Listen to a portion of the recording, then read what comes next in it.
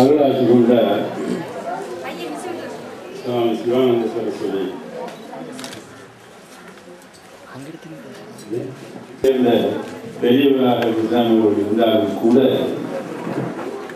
ஒரு நிலை பக்கற்ற நிலை.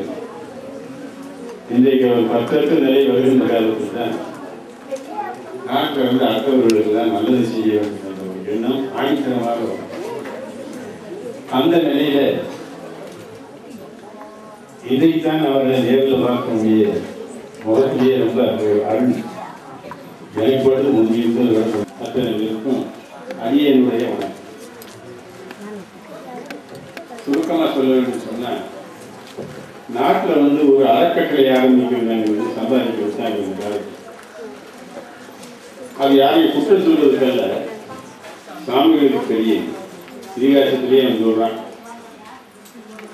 இந்த உலகத்துக்கு கலியுலகமாக இன்றைக்கு அமைந்திருக்கிறது சொன்னால் அதை தடுக்கவும் முடியாது. கலியுலகம் வந்து அதில் ஏற்படக்கூடிய கஷ்ட நஷ்டங்களை எல்லாம் பார்க்கப்படுறதுதான் நல்லதொரு நிலை வரும் என்பது நமக்கு சந்தேகமே இல்லை. இந்த கஷ்ட பொறுத்த மட்டும் வந்த உடனே இந்த மாணவர்களுக்கெல்லாம் எந்த முறையிலே அவர்களுக்கெல்லாம் இந்த யோகா கம்ப்யூட்டர் நடத்திருந்தான்னு சொன்னால் ரொம்ப மிச்சத்தக்கதா. அதனால தான் நான் ஓடோடி வந்தேன். இன்னைக்கு கூட மழை இன்றைக்கு வந்த நேரத்தில் மழை பெய்யுதுன்னு சொன்னாங்க. எனக்கு பேராசை, இந்த மாதிரி சும்மா தூரல் மாதிரி இருக்கு. சரி, பழக பாடு ஊரில் தண்ணிக்கு அது எனக்கு புரியுது. மேலே மலையில் ஆண்டவன் அவர்கள் ஒரு சின்ன மழையாக இருந்தாலும் கூட நல்ல தண்ணி இந்த ஊருக்கு வரக்கூடிய அளவிற்கு சாமிகளெல்லாம் ஆண்டவனை வேண்டிக் கொள்ள வேண்டும் என்று நான் வேண்டிக் கொண்டு இந்த சுருக்கமாக சொல்ல வேண்டும் என்று சொன்னால், அவர்கள் வாசித்த நோக்கங்களை நாம் பார்க்கின்ற காலத்தில் பல்வேறு நோக்கங்கள் உண்டு. ஒவ்வொன்றும் ஒரு வயதை உடையவர்களுக்கு ஒவ்வொன்றாக அதை ஒரு தனித்தனியாக அவர்களுக்கு தகுந்தாற் போல அந்த கல்விகளையோ மற்ற கல்விகளை அளிக்கக்கூடிய நிலை இருக்கிறது என்று நான் ரொம்ப மகிழ்ச்சி அடைகிறேன். நீங்கள் இந்த பிள்ளைகளெல்லாம் அநேகமாக எல்லாரும் கம்ப்யூட்டர் படிக்கலாம்னு நினைக்கிறேன். இனிமேலாம் கம்ப்யூட்டர் இல்லாமல் ஒன்றும் ஓடாது நம்ம வண்டியில். நாங்கள் படிக்கிற காலத்துல மனப்பாடுங்க, இல்லைன்னா ஆத்தியார் அடித்தே போடுவாங்க. நாங்கள் அந்த காலத்தில் அடி வாங்க சொல்லிட்டு வீட்டில் போய் ஆத்தியார் அடித்தாங்கன்னா அப்புறம் நீ தப்பு பண்ணியிருக்கேன்னு சொல்லி அவங்க 2 அடி விடுவாங்க. இப்போ நம்ம பசங்க இங்கே இருக்கிறவங்க என்னன்னு சொல்லல, ஆத்தியார் அடிக்காமல் இருந்தால் போதும். காலத்தில் அது என்ன காட்டுதுன்னு சொன்னால், ஒருத்தருடைய ஜனநாயகத்தில் ஒருத்தருக்கு உண்டு உரிமைன்னு சொல்லியிருந்தார். அதையெல்லாம் அப்படி இந்த பிள்ளைகள் எல்லாம் வருங்காலத்தில் நல்ல விதமான பிரஜைகளாக வளர வேண்டும் என்று சொன்னால், அப்பேற்பட்ட நிலைகளெல்லாம் ஒதுக்கிவிட்டு வேகமான கொடூரமான ஒரு மனதில் ஒன்று வறுமையானால் யாரும் சொல்லிக் கொடுக்கிறது? இந்த டெலிவிஷன் தான் சொல்லிக் கொடுக்குறது. தொலைக்காட்சியில் நான் பார்க்கும்போது இந்த பிள்ளைகளை பார்க்குறேன். ஒரு சீரியல் நடான எல்லாம் கொலை பண்ணுற சீரியல், அதை கண்டுபிடிக்கிறது, எப்படி கொள்வது, எப்படி திருடுறது, இதெல்லாம் இந்த சீரியலில் வந்தோடனே எங்கள் பார்க்கும்போது ஏதோ இதையாவது ஒரு மாதிரி இருக்கும் போது இந்த வயசில் அவங்களுக்கு அதுதான் பார்க்குறாங்க. கொஞ்சம் மேலே போயாச்சுன்னா மாமியாருக்கு மருமகளுக்கு என்ன சண்டை. ஆக இப்போ போகிற போக்க பார்த்தா நீங்கள் உட்கார்ந்து இருக்கிற பெற்றோர்கள் இந்த பிள்ளைகளுக்கு எல்லாம் இந்த சேனல்கள் எல்லாம் காட்டக்கூடாது. நல்வழியை பண்ணக்கூடிய ஒரு நல்ல சேனல்களாக நாம் இவங்களெல்லாம் காட்டி பிற்காலத்தில் உங்களுடைய வாழ்க்கையை வளப்படுத்த வேண்டும்ங்கிறதுக்காகத்தான் யோகாவெல்லாம் சொல்லித்தரேன். வேகமாக நம்முடைய உணர்ச்சிகள் அதிகமாக சென்று அது வேறு விதமாக செல்லக்கூடாது என்ற நிலையில் அதை கட்டுப்படுத்தி நல்வழியில் கொண்டு வருவதற்காக தான் யோகா. ஆக அந்த யோகாவையும் இந்த வயதிலிருந்தே அவர்களுக்கு கற்றுத்தந்து வாழ்க்கை நல்ல ஒரு அமைதியான ஒரு வாழ்க்கை அவர்களுக்கு கிடைக்கக்கூடிய சூழ்நிலை ஏற்பட்டு நான் ரொம்ப மகிழ்ச்சி அடைகிறேன். இதுவும் போக அப்படி சிவகுமார் அவர்கள் ரொம்ப விவரமாக சொன்னார். ஆனால் சாமிகளுக்கு நான் சொல்றது என்ன சொல்றேன்னா, இந்த காலத்தில் பெற்றோர்கள் பேரை வைத்து ஒரு ட்ரஸ்டை அமைத்து அவர்கள் சந்தோஷப்படக்கூடிய அளவிற்கு ஒரு செய்யக்கூடிய ஒரு புத்திரன் அவங்க இருக்காருன்னா அது ஆண்டவன் கொடுத்த பாக்கியம்.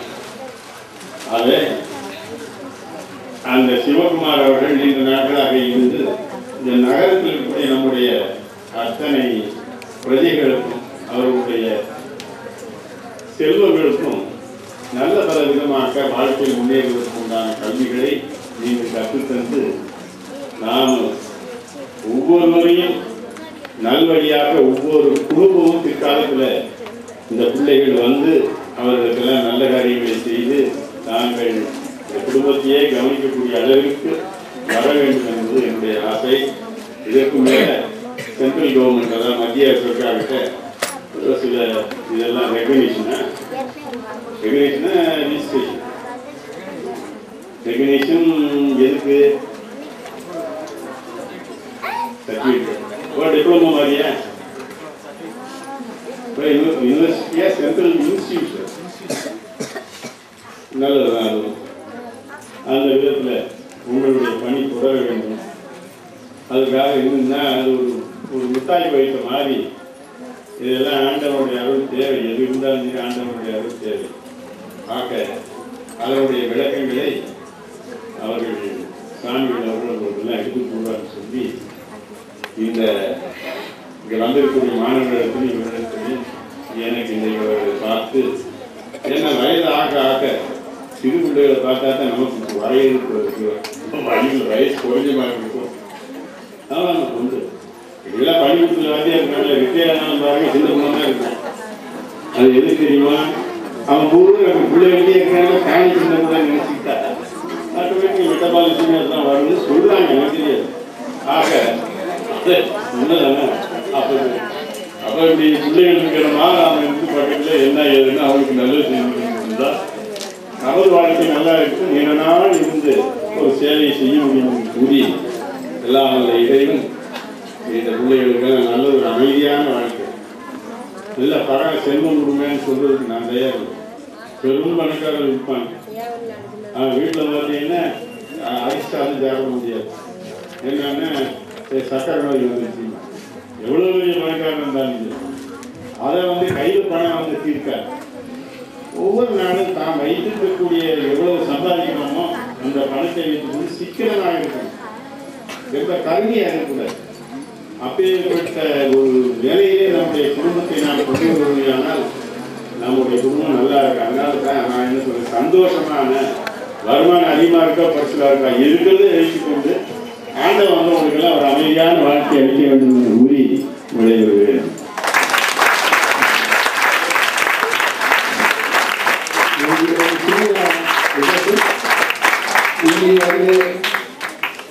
கோடசுந்தர் அவர்கள் உட்பட எல்லாரும் வந்து ஆர்வலாகி முன்வந்து நான் இவ்வளோ பெரிய அரசுக்கு கொடுக்கிறேன், நான் சரியாகவே நான் வந்து கொடுத்துருக்கிறேன் என்று ஒவ்வொரு துறையிலும் வந்து எங்களை அறிவித்து கேட்டுக்கொண்டு கேட்டுக்கொள்வது அறிவித்து ஒரு ஆர்வம் அன்பும் எதுவும் எங்களது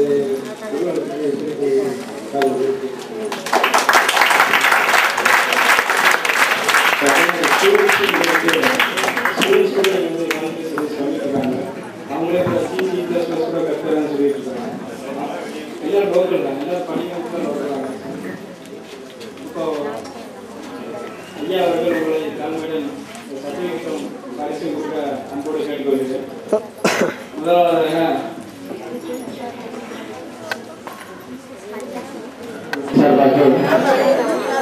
இங்கே கழிந்து இங்கே திருப்பி முடிச்சுட்டு இன்றும் காலங்களில் நான் ஆசிரியராக பணி செய்ய ஆவலாக இருக்கிறேன். கற்றுக்கொண்டார். அதற்கு நான் எந்த அளவுக்கு உறுப்பினராக இருக்கிறேன் என்ற மாணவியை பாராட்டி அம்மாணவிக்கு நமது நகர்கின்ற சுத்தரர்கள் இந்த சான்றிதழை அன்போடு வழங்குகிறார்கள். அடுத்ததாக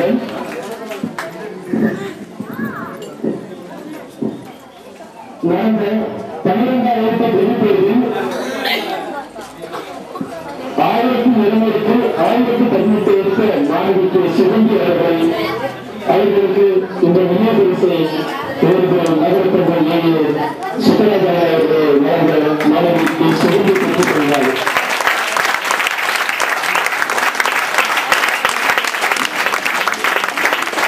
1700 1088 மதிப்பெண்கள் பெற்றுள்ளார்.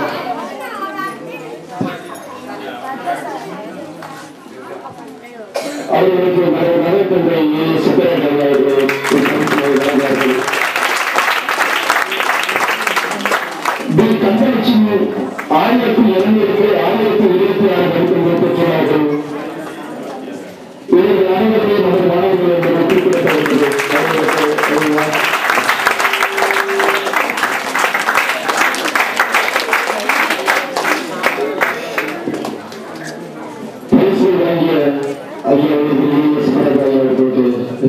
நன்றியை சமர்ப்பிக்கின்றோம். அதுபோக நிறுவன மாணவர்களுக்கு 1000 மதிப்பெண்கள் பெற்ற மாணவர்களுக்கு நமது பொதுச் செயலாளர் சேகுமார் அவர்கள் இப்பரிசினை இச்சான்றிதழை வழங்க அன்போடு கேட்டுக்கொள்கின்றோம். அவர்களுக்கு இச்சான்றிதழ் வழங்கப்படுகிறது.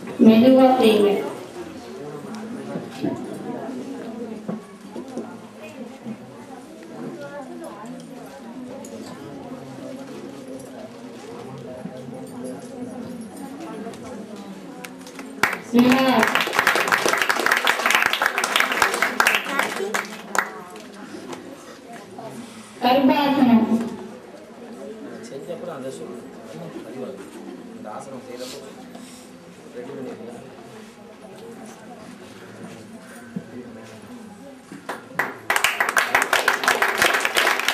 கர்ப்பாசனம்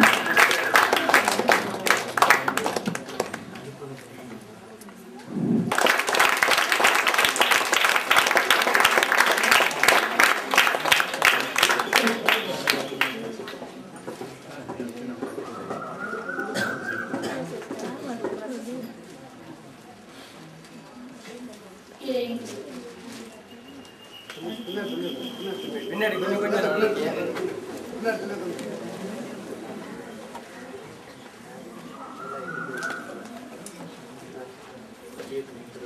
யோகமுத்திரை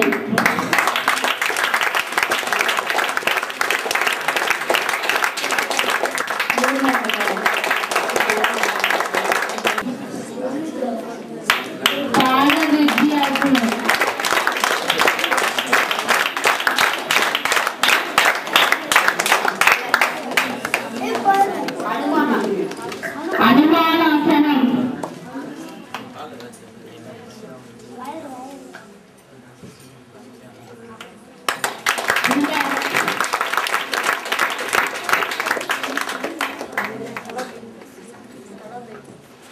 கலவை வாசனம்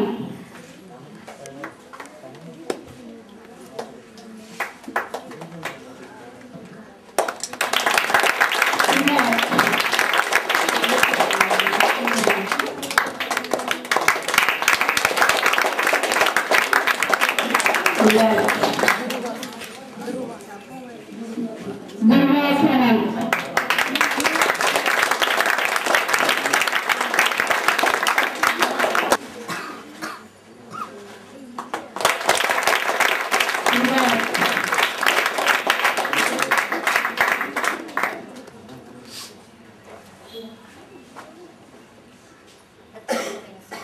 அடுத்த பறவையாசனம்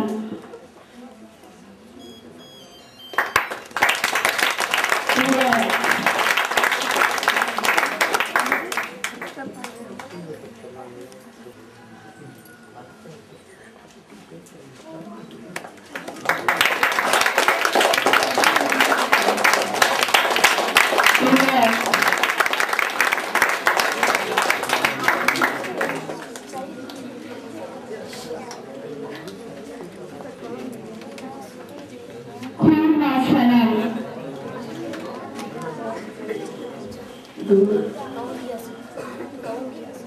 கௌண்டியாசனம்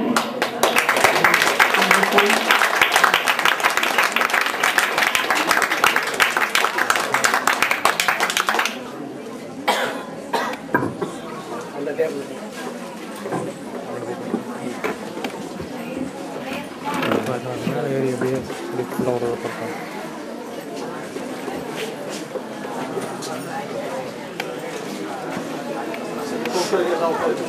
Lo kan ya, bukan tuh ya. Lo kan tuh.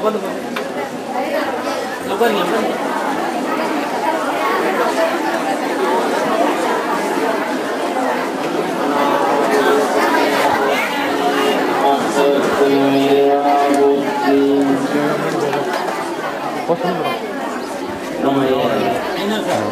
குரு வணக்கத்திற்கு பின்பு பயிற்சி குழந்தைகள் முறையாக யோகா பயிற்சியை தான் பெற்ற பயிற்சியை நமக்கு செய்து காண்பித்தார்கள்.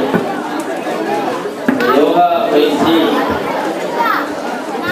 என்பது நம்முடைய உடலுக்கு எவ்வளவு வலிமை சேர்க்கிறது என்பதை மிக தெளிவாக குழந்தைகள் சிறப்பாக செய்து காட்டினார்கள். அதற்கு பின்பாக சந்திக்கலாம் என்று எண்ணுகின்றேன். குழந்தைகள் அமைதி காக்க வேண்டும் என்று ஏற்கனவே கேட்டுக்கொண்டேன். உலுக்கிய கரவொலியை நிறுத்தி அமைதி காக்க அன்போடு வடித்து எல்லாம் அமைதியாக திருக்கோயில் நாள் வழிபாட்டு எளிமையை பற்றி பேசுகின்ற பொழுது முதலில் குரு வணக்கத்தை பற்றி பேசணும். அதற்கு பாடல் சொல்வோம். தெளிவு குருவின் பெருமையை காண்கள். கோயிலுக்கு உள்ளே நுழைவதற்கு முன்பாக ராஜகோபுரம் நாம் நீண்ட தூரத்திலே வரும்பொழுதே பார்க்கலாம். இந்த ராஜகோபுரத்தினுடைய தத்துவம் என்ன என்று சொன்னால், ஸ்தூல லிங்கம் என்று சொல்வார்கள். லிங்கம் உருவாக இறைவன் பெருங்கோயில் என்று சொல்வார்கள். உள்ளம் பெருங்கோயில், முன்னெடும்பு ஆலயம், மல்லல் பிரானாருக்கு வாய்கோபுரவார்கள், கள்ளத்தெளிந்தார்க்கு சீவன் சிவலிங்கம், கள்ளப்புலனைந்தும் காணாம் மணி விளக்கே. பெருங்கோயில் என்பது வடமொழியிலே கருவறை என்று பெயர், தமிழிலே பெருங்கோயில். அந்த பெருங்கோயிலே இருக்கக்கூடிய சிவலிங்க திருமேனியை அப்படியே ராஜகோபுர அமைப்பிலே கொண்டு வந்து நாம் திருக்கோயிலுக்கு வந்து வழிபட முடியாமல் அவசர வேலை நிமித்தமாக நாம் செல்ல வேண்டும் என்று சொன்னால், கிட்டத்தட்ட ராஜகோபுரத்தை நாம் எப்படி தமிழ் வழி பார்க்கின்ற பொழுது, கோயம்புத்தூர் மாவட்டத்தில் திருவூர் என்று திருக்கோயில் இருக்கிறது. அந்த பட்டீஸ்வரர் திருக்கோயிலுடைய தல வரலாற்றிலே வேலூர் தலபுராணம் என்று அந்த தல வரலாற்றிற்கு அதிலே பள்ளுப்படலம் என்று சொல்கின்ற ஒரு படலம் இருக்கின்றது. அந்த படலத்திலே 23வது குரலும் தீரையும் மணியும் தவணியும் பொடிகளும் திரையும் குந்திவன் தொழுகும் காஞ்சிமா நதியும் நீர் படிந்தனதேவி. இந்த ராஜகோபுரத்தை எப்படி நாம் வணங்கணும்னு சொன்னா, இந்த பாடலை சிந்திக்க வேண்டும். அந்த ராஜகோபுரத்தை பார்க்கிறப்ப இந்த பாடலை மனசுக்கு வரணும். ஆகையினால இந்த பாடலை இந்த இடத்துல நாம வச்சிருக்கோம். பந்தமை அடியாருடன் அழகாவி மகிழ் கொடு போதுவாராகிலும் சந்தன குழலும் பீலியும் தவணியும் தவணிய பொடுகளும் திரையும் உந்தி வந்து ஒழுகும் காஞ்சிமா நதியின் குற்ற நீர் படிந்தனரேகி சுந்தரம் மிகுந்த கோயில் முன். சுந்தரம்னா அழகு, மங்களம். சுந்தரம் மிகுந்த கோயில் முன் வணங்கி தொழுது அகம் புகுந்தனர் தொண்டர் என்று சொல்லக்கூடிய இந்த பாடலை சிந்தித்து இந்த ராஜகோபுரத்தை நாம் வணங்க வேண்டும். இந்த ராஜகோபுரத்தை வணங்குவதற்கு விவேக சிந்தாமணியில் கூட ஒரு பாடல் இருக்கின்றது. அந்த விவேக சிந்தாமணி சொல்லுகின்ற அற்புதமாக சொல்லுகின்றது. அல்லல் போம் அல்வினை போம், அல்லல் போம் அல்வினை போம், அன்னை வைத்து பிறந்த தொல்லை போம், போகா துயரம் போம், தொல்லை போம் போகா துயரம் போம். நல்ல குணமனிதமாம் அமருடைய கோபுரத்தில் மேவும் கணபதியை கைதொழக்கால். அருணை கோபுரம்னா எங்கன்னு கேட்டீங்கன்னா, அண்ணாமலையாய் திரு அண்ணாமலை இருக்கக்கூடிய அருணாச்சலேஸ்வரருடைய ராஜகோபுரம். அந்த ராஜகோபுரத்துல ஒரு கணபதி சுதை அங்கே இருக்கும். நீங்க பாத்தீங்கன்னா கோபுரத்துல பாத்தீங்கன்னா நிறைய அதிதெய்வத்தினுடைய சுதைகள் அங்கே உருவம் பொறிக்கப்பட்டிருக்கும், அமைக்கப்பட்டிருக்கும். அதுல அந்த கணபதியை தொழுது நாம் உள்ளே செல்வதாக சிந்தித்து இந்த விவேக சிந்தாமணியிலே உள்ள பாடல் நாம் சிந்திக்கிறோம்.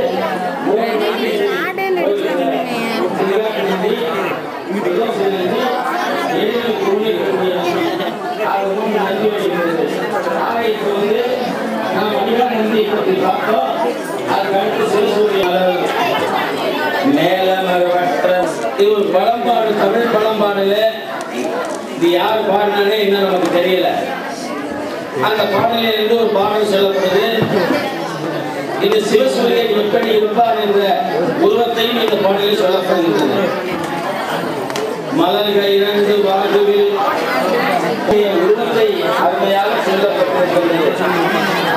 நமக்கு எது ஆகாரம் இது ஆகாரம், சிவசூரியன் உருவம் எப்படி இருக்கும் என்பது எனக்கு அருளில் கடிந்து இன்று எனக்கு அருளில். இன்னைக்கு உங்களுக்கு ஏதோ அருள்தான், அதான் எனக்கு அருள். நீங்க பேச இருக்கிறீங்க, என்ன காரணம் உங்களுக்கு புரியலையா? இந்த சொற்பொழிவு உங்களுக்கு தெரியாது. ஆகையினால நீங்க மாத்தி வேற ஏதாவது சிரிக்க பேசுங்கன்னு சொல்லுங்க.